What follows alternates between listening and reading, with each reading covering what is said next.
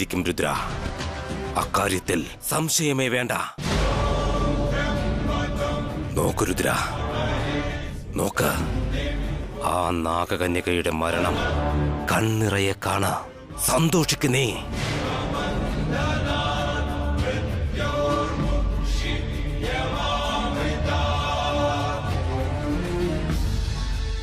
ഇവിടെ ഈ ചെടി പൂർണ്ണമായി കരിഞ്ഞു എന്ന് കണ്ടാൽ അവിടെ അവൾ മരണപ്പെട്ടു കഴിഞ്ഞു എന്നർത്ഥം.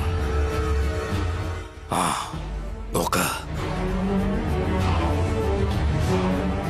ജയ് മഹാകാല.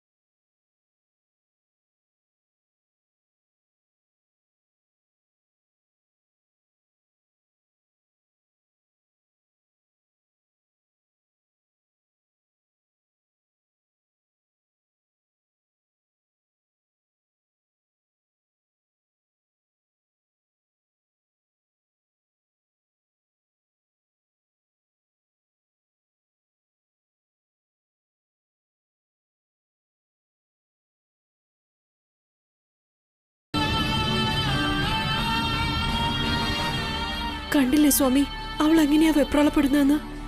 എന്തെങ്കിലും അത്ഭുതം ചെയ്ത് എന്റെ മോളെ ഒന്ന് രക്ഷിക്കു സ്വാമി, ഞാൻ അപേക്ഷിക്കുക. ഞാൻ എന്ത് അതിശയം കാട്ടാനാ? ഞാനൊരു കള്ള സ്വാമിയല്ലേ. എന്നെ കൊണ്ടിപ്പോ എന്ത് അത്ഭുതം കാണിക്കാൻ പറ്റും? ഈ സമയം ഞാൻ എന്തെങ്കിലും ചെയ്തില്ലെങ്കിൽ ഉറപ്പായി ഇവർക്ക് എന്നെ സംശയമാവും. ഒരു കാര്യം ചെയ്യാം, ഞാനിപ്പോ മന്ത്രം ചൊല്ലുന്ന പോലെ ആക്ട് ചെയ്യാം. പിന്നീട് അവർ വേണമെങ്കിൽ പോയി ഡോക്ടറെ വിളിക്കട്ടെ.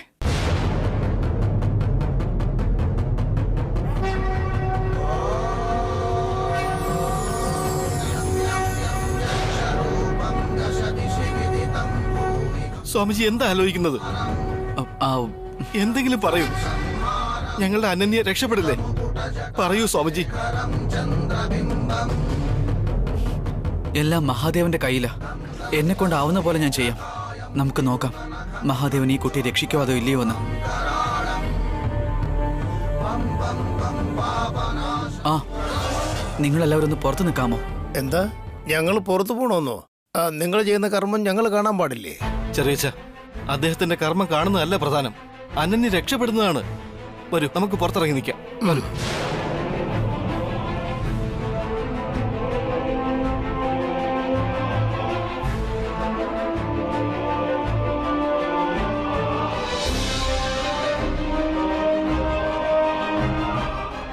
എങ്ങനെയാ അനന്യ നീ ഈ അവസ്ഥയിലായത്? നിനക്ക് എന്താ പറ്റിയത്?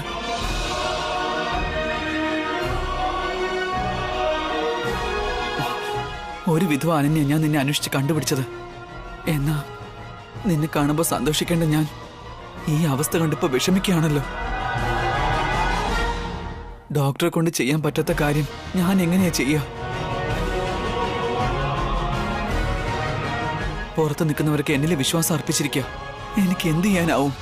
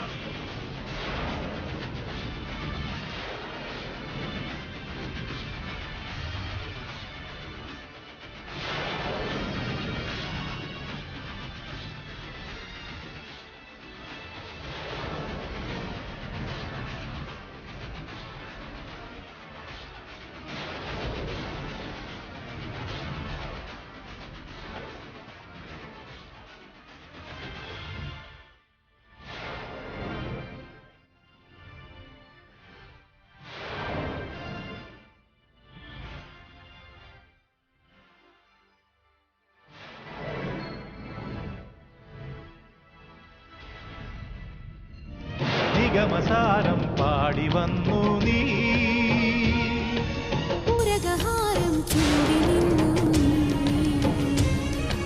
പുണ്യഗംഗാഹംസമോ പുണ്യഗംഗാഹംസമോ വിശ്വാധാരം വേദാധാരം. സ്വാമി, സ്വാമി, ചെടിയുടെ അനക്കം നിന്നിരിക്കുന്നു. എന്ന് വെച്ചാൽ ആ നാഗകന്യക മരിച്ചു എന്നല്ലേ?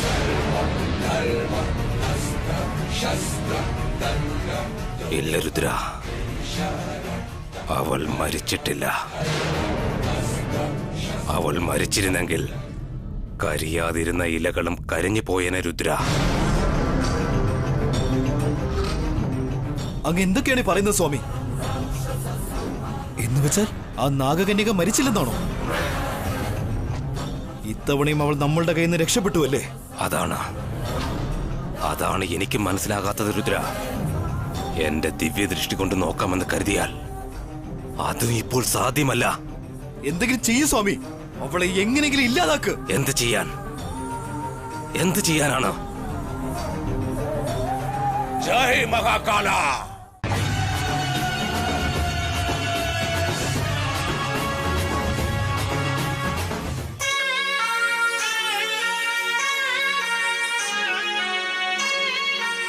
ഇതെന്താ അനന്യ? എന്താ അതിശയമായത്? ഇത് തന്റെ മേലെ വച്ചപ്പോ തന്നെ എല്ലാ വേദനകളും മാറിപ്പോയി.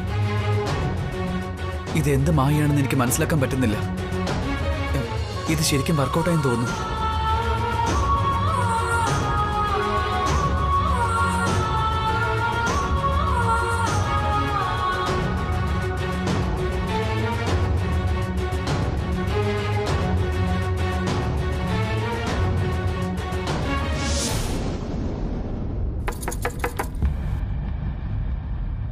സ്വാമിജി, അനന്യയ്ക്ക് സുഖമായോ?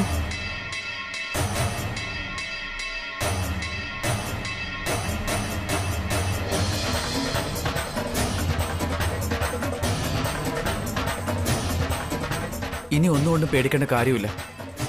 അനന്യയുടെ അസുഖം ഭേദമായിട്ട് വരുന്നുണ്ട്. നിങ്ങൾ ഒന്നുകൊണ്ടും ഭയപ്പെടണ്ട. എല്ലാവരും ധൈര്യമായിരിക്കൂ.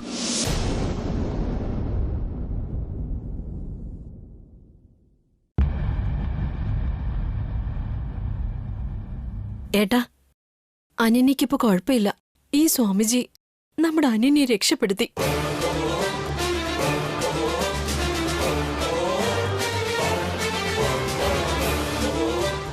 അതെ സരോജ, അനന്യയുടെ അവസ്ഥ കണ്ടപ്പോ അവിടെ രക്ഷപ്പെടുമെന്ന് കരുതിയില്ല.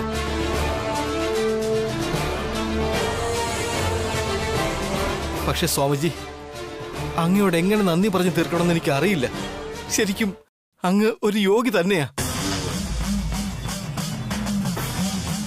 കൃത്യസമയത്ത് അങ്ങ് ഇവിടെ വരുത്തിച്ച് ഈശ്വരൻ തന്നെയാ അനന്യയ്ക്ക് ജീവൻ തിരിച്ചു നൽകിയത്. അവൾക്ക് ദൈവാനുഗ്രഹമുണ്ട്. ഇല്ല, ഞാനൊന്നും ചെയ്തിട്ടില്ല. എല്ലാം മഹാദേവന്റെ ആശീർവാദം.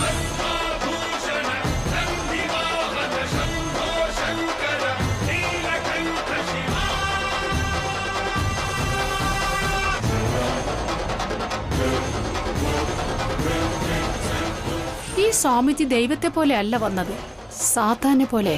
അനന്യെ മരിക്കുമെന്നും ഈ വീട്ടിൽ നിന്ന് ശനി ഒഴിഞ്ഞു പോകുമെന്നും വിചാരിച്ച് സന്തോഷിച്ചിരിക്കുമ്പോ ഇദ്ദേഹം വന്ന് അവളെ മന്ത്രം ചൊല്ലി രക്ഷപ്പെടുത്തി കളഞ്ഞല്ലോ.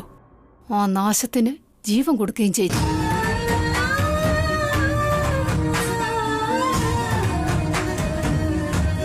അനന്യ ഇപ്പൊ എങ്ങനെയുണ്ട് മോളെ?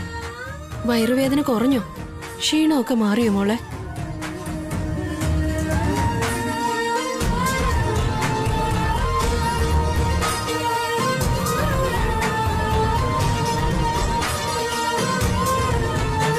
സരോജ, നമ്മളിവിടെ നിന്ന് അത് അനന്യയ്ക്ക് ഡിസ്റ്റർബായി മാറും.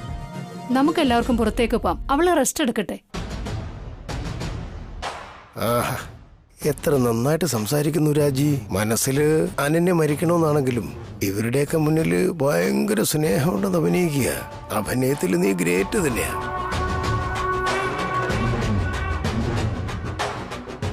ക്ഷമിക്കണം ചെറിയമ്മേ, അനന്യയ്ക്ക് അസുഖം മാറിയ സന്തോഷത്തിൽ നമ്മൾ അവളെ ഡിസ്റ്റർബ് ചെയ്യാന്നുള്ള കാര്യം ഞാൻ മറന്നുപോയി. ഏട്ടാ, നമുക്കെല്ലാം പുറത്തേക്ക് നിൽക്കാം. ചെറിയമ്മ പറഞ്ഞതുപോലെ അവള് റെസ്റ്റ് എടുക്കട്ടെ. വരൂ.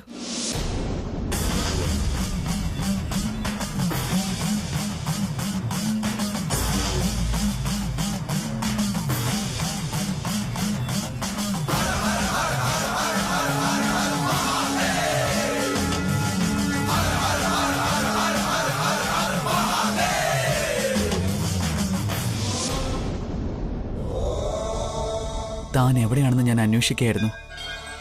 ഇപ്പൊ ഇവിടെയുള്ളതെന്ന് മനസ്സിലായി. തനിക്കിപ്പോ എന്നോട് സംസാരിക്കാൻ പറ്റില്ല എന്നറിയാം. സാരമില്ല, തൻ്റെ അസുഖം മാറിയല്ലോ. ഇനി ഇടയ്ക്കിടയ്ക്ക് ഞാൻ ഇങ്ങോട്ട് വരും. തൻ്റെ അടുത്ത് ഞാൻ അപ്പം സംസാരിച്ചോളാം.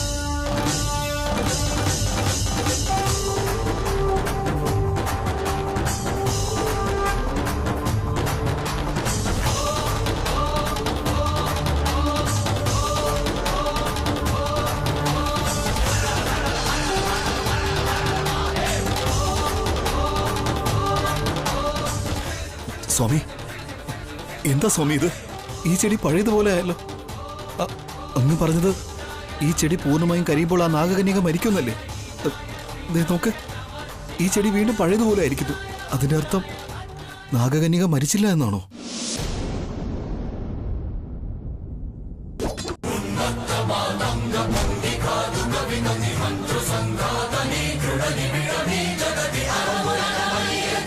ജയ് മഹാകാല!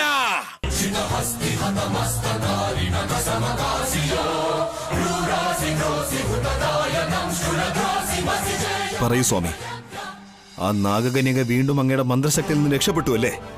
രക്ഷപ്പെട്ടു രുദ്ര. ആ നാഗകന്യക രക്ഷപ്പെട്ടു. അതെങ്ങനെ സംഭവിച്ചു? അങ്ങല്ലേ പറഞ്ഞത് അങ്ങയുടെ മന്ത്രശക്തിയിൽ നിന്ന് നാഗകന്യകയ്ക്ക് രക്ഷപ്പെടാൻ സാധിക്കില്ലെന്ന്? പിന്നെ ഇത് എങ്ങനെ സംഭവിച്ചു? അവള് മനുഷ്യരൂപത്തിലുള്ള നാഗകന്യകയാണ്, അവൾക്കിനി പാമ്പാകാൻ സാധിക്കില്ല, അങ്ങനെ മാറിയില്ലെങ്കിൽ അവള് മരിച്ചു പോകുന്നൊക്കെ പറഞ്ഞിട്ട്, എന്നിട്ടിപ്പോ തിരിച്ചവള് നാഗകന്യക ആവണമെങ്കിൽ അവൾ ആ നാഗവേര് സ്പർശിക്കണമെന്നും അതല്ലെങ്കിൽ അങ്ങയ്ക്ക് മാത്രമേ അവൾക്ക് മോചനം നൽകാനാകൂ എന്ന് പറഞ്ഞിട്ട്, പക്ഷെ ഒടുവിൽ അവസാനം അവൾ ജീവനോട് തിരികെ വന്നാൽ അത് എങ്ങനെ ശരിയാവും സ്വാമി? പറയൂ, അവളെ എങ്ങനെയാണ് രക്ഷപ്പെട്ടെന്ന്? കാലഭൈരവ, അങ്ങയുടെ ഈ ഭക്തന്റെ പരാജയം അങ്ങയ്ക്ക് സന്തോഷം തരുന്നുണ്ടോ? എന്തിനിത് ചെയ്തു? അങ്ങെന്നോട് എന്തിനിത് ചെയ്തു?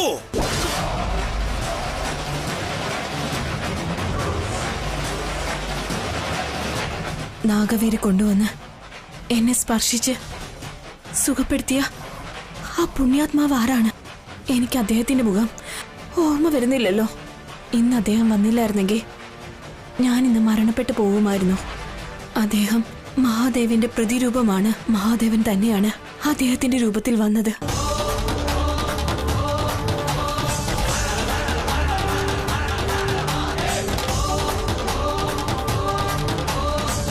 ആ നാഗവൃക്ഷത്തിന്റെ വേര് ആ നാഗകന്യകയ്ക്ക് എങ്ങനെയാണ് കിട്ടിയത്? അവൾ എന്റെ മന്ത്രശക്തിക്ക് ഒരു ചോദ്യമായി നിൽക്കുകയാണ്. അവളെ ബലി കൊടുക്കുവാനായി ഞാൻ ഇവിടെ കാത്തിരിക്കുകയാണ്. എന്തിനിങ്ങനെ ചെയ്യുന്നു? ഞാൻ വീണ്ടും വീണ്ടും തോൽക്കാനായി അങ്ങ് എന്തിനാണിത് ചെയ്യുന്നത്? പറയൂ കാലഭൈരവ, പറയൂ. ജയ് മഹാകാല! അപ്പോ പിന്നെ നാഗകന്യക നാഗവേരിന്റെ സഹായത്തോടെയാണോ രക്ഷപ്പെട്ടത്? അതുകൊണ്ടാണോ അങ്ങയുടെ മായാദൃഷ്ടി നഷ്ടപ്പെട്ടത്? അതെ, നാഗവേരിന്റെ സഹായത്താലാണ് ആ നാഗകന്യക രക്ഷപ്പെട്ടത്. അപ്പോ നാഗവേര് നാഗലോകത്ത് മാത്രമേ കിട്ടുള്ളൂ എന്നല്ലേ അങ്ങ് പറഞ്ഞത്? പറഞ്ഞിരുന്നു. അത് തപസ് ചെയ്ത് നേടിയവരുമുണ്ട്. കൂടാതെ മഹാഋഷികളും കൈവശം വച്ചിട്ടുണ്ട്. അത് കൈവശമുള്ളൊരു മുനിയുടെ സഹായത്താലാണ് ആ നാഗകന്യക എന്റെ മന്ത്രക്കെട്ടിൽ നിന്ന് മുക്തയായത്. എന്നുവെച്ചാൽ അങ്ങേക്കാൾ മന്ത്രശക്തി കൂടുതലുള്ളവരുണ്ടെന്നാണോ പറയുന്നത്? അങ്ങനെ ഉണ്ടെങ്കിൽ അതാരാണ്? എവിടെയാണുള്ളത്?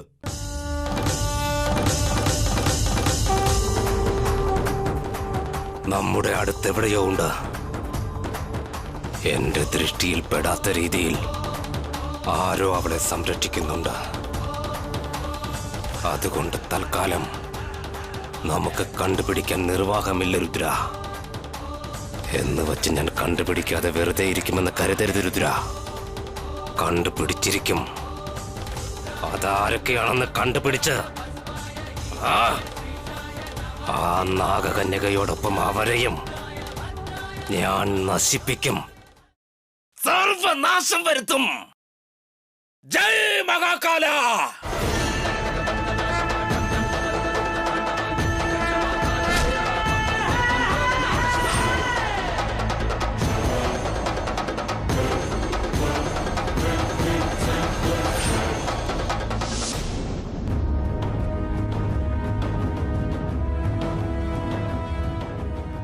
ഈ ചെറിയ ദക്ഷിണ സ്വീകരിച്ച് ഞങ്ങളെ അനുഗ്രഹിച്ചാലും.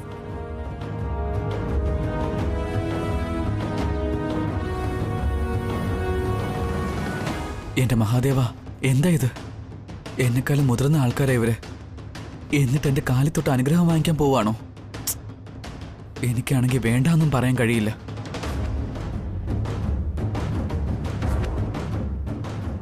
നൂറ് വർഷം രണ്ടുപേരും നന്നായിരിക്കട്ടെ. ഓം നമഃശിവായ.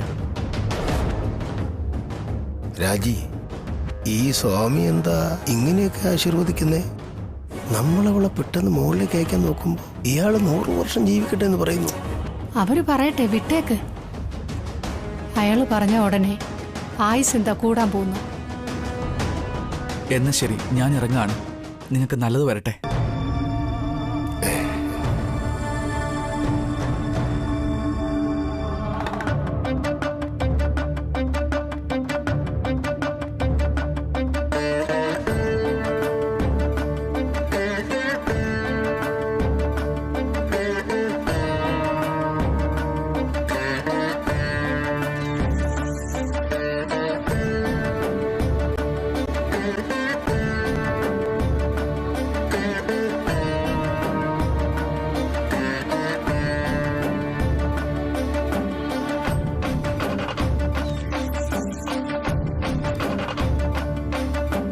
कर्पूरगौरं करुणावतारं संसारसारं भुजगेन्द्रहारं कर्पूरगौरं करुणावतारं संसारसारं भुजगेन्द्रहारं सदा वसन्तं हृदयारविन्दे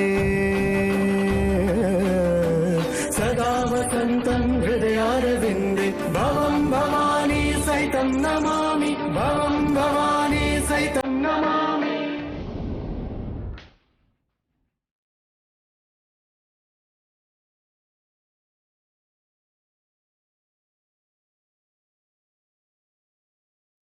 കരൺ, അർജുൻ ഫോൺ എടുക്കുന്നില്ലേടാ?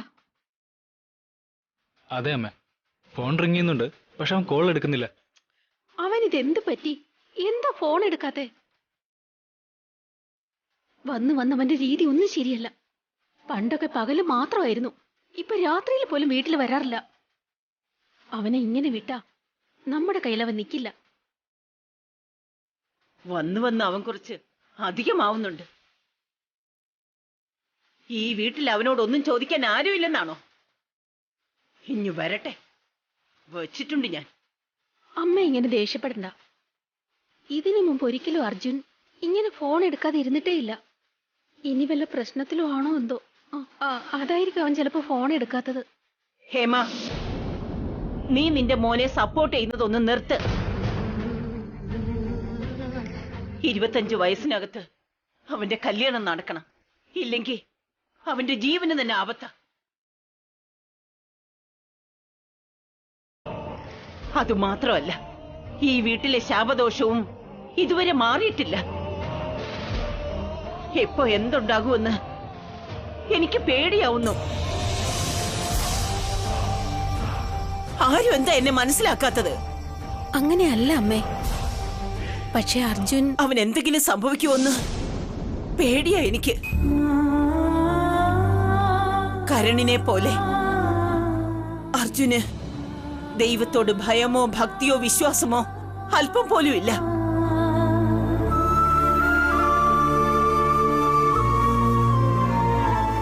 ഒരുപക്ഷെ അവന് എന്തെങ്കിലും സംഭവിച്ചാൽ ദൈവത്തിന്റെ അനുഗ്രഹം ഉണ്ടല്ലോ എന്ന് ഞാൻ സമാധാനത്തോടെ ഇരുന്നേനെ. ഏത് സമയത്ത് എന്തെങ്കിലും പ്രശ്നമുണ്ടാകുമോ എന്ന് എനിക്ക് പേടിയാവുന്നു. എവിടെയാവും പോയത്? നോക്ക് കരൺ, അർജുന് കല്യാണം ആകുന്നതുവരെ ദോഷമുണ്ട്. 2 മാസത്തേക്ക് അവനെ ഒറ്റയ്ക്കെങ്ങും അയക്കരുതെന്ന് ജോത്സ്യൻ പറഞ്ഞു. കല്യാണത്തിന് ശേഷം അവന്റെ ആ ദോഷം വിട്ടുപോകും. അതുവരെയെങ്കിലും അവനെ ഒറ്റയ്ക്കെങ്ങും അയക്കണ്ട. അവൻ എവിടെയെങ്കിലും പോവുകയാണെങ്കിൽ നീയും അവന്റെ കൂടെ പോ. എന്താ മുത്തശ്ശി ഇങ്ങനെ പറയുന്നേ? അർജുനെ എങ്ങോട്ട് ഒറ്റയ്ക്ക് വിടണ്ടെന്ന് പറയുന്നു. അവനെന്താ കൊച്ചുകുട്ടി വല്ലതും? അല്ല മുത്തശ്ശി, എന്റെ ഭർത്താവ് ഉള്ള ജോലിയും കളഞ്ഞ് വാച്ച്മാനെ പോലെ അർജുന് കാവലായി നിക്കണോന്നാണോ മുത്തശ്ശി പറയുന്നേ? ഇതിനു വേണ്ടിയാണോ എന്റെ ഏട്ടൻ ഇത്രയൊക്കെ പഠിച്ചത്? ചിത്ര, പിന്നല്ലാതെ. അതെ, നിങ്ങൾക്ക് അവനോട് അത്രയ്ക്ക് സ്നേഹം ഉണ്ടെങ്കിൽ വീട്ടിൽ പൂട്ടിയിട്. എന്റെ ഭർത്താവിന് അവന്റെ പുറകെ നടക്കാൻ പറ്റില്ല.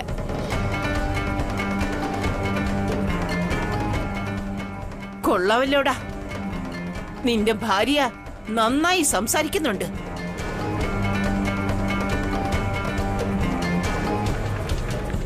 ഹേമ ഈ വീട്ടിൽ മരുമോളായി വന്നിട്ട് എത്ര വർഷമായി? ഒരു ദിവസം പോലും എന്നെ എതിർത്ത് സംസാരിച്ചിട്ടേയില്ല.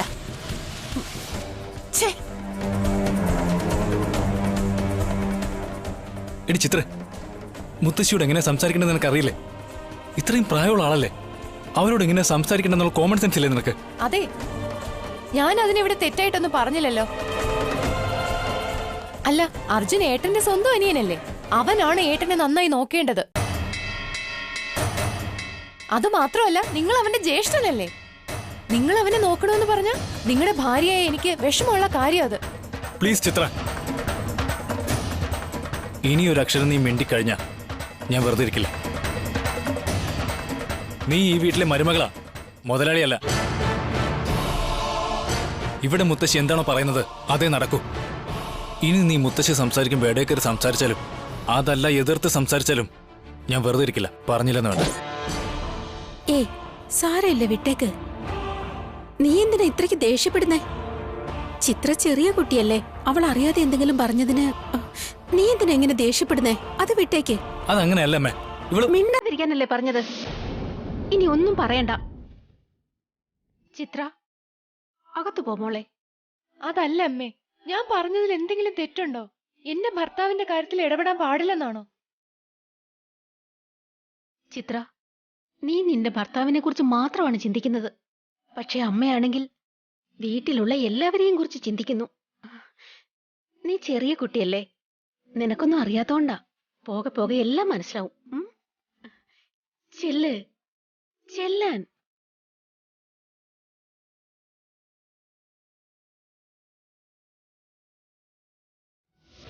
എടാ, നാഗകന്യയുടെ പ്രശ്നം തീർന്നല്ലോ. ഇനി നമുക്ക് ഒരു പ്രശ്നം ഉണ്ടാവില്ലല്ലോ അല്ലേ? എടാ, രുദ്രൻ എന്നോട് പറഞ്ഞതാ ആ നാഗറാണി മരിച്ചുപോയെന്ന്. ഇപ്പൊ ഇവിടെ വന്നിരിക്കുന്നത് ആ നാഗരാജാവിന്റെ നാഗറാണിയുടെ മകളാ. നീ എന്തിനാണ് ഇങ്ങനെ വയർക്കുന്നത്? ഈ തണുപ്പിൽ നിനക്ക് വയർക്കുന്നുണ്ടോ? വിയർക്കുന്നതല്ല രുദ്ര, പേടിച്ചിട്ടാ. ഭയമാണെന്നോ? എന്റെ കൂടെ ഉണ്ടായിട്ടും നീ ഭയപ്പെടുന്നുണ്ടെന്നോ? ഈ രുദ്രനുള്ള സ്ഥലത്ത് ഭയം എന്നൊരു വാക്ക് പോലും കേൾക്കരുത്. ഭയത്തെ പോലും ഭയപ്പെടുത്തുന്ന രുദ്രനാണ് ഞാൻ.